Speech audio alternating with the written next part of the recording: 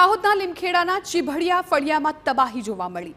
વાંકડી નદીના પાણી 30 જેટલા ઘરોમાં ફરી વળ્યા। ભારે વરસાદ બાદ નદીના પાણી ઘરમાં ઘૂસ્યા। 7 ફૂટ સુધી પાણી ભરાતા ઘરવખરી અને સામાન્ય નુકસાન। રહીશોને ભૂખ્યા તરસ્યા ડુંગર પર રહેવાનો વારો। હાઈવેની કામગીરીથી નદીનું પાણી રોકાતા તારાજી। નેશનલ હાઈવે ઓથોરિટી અને તંત્ર સામે લોકોમાં રોષ। કલાકો વીત્યા બાદ પણ તંત્ર સ્થળ પર ન પહોંચ્યું।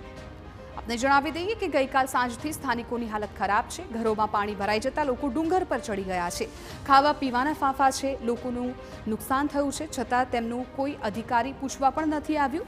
આવી મુશ્કેલીમાં સ્થાનિકોનું જીવન દુભર બની ગયું છે। ત્યારે આ હાલતમાં તેઓ અત્યારે ખૂબ હેરાન પરેશાન થઈ રહ્યા છે અને ભર ચોમાસામાં તેમની હાલત શું થશે તે સવાલ થઈ રહ્યો છે।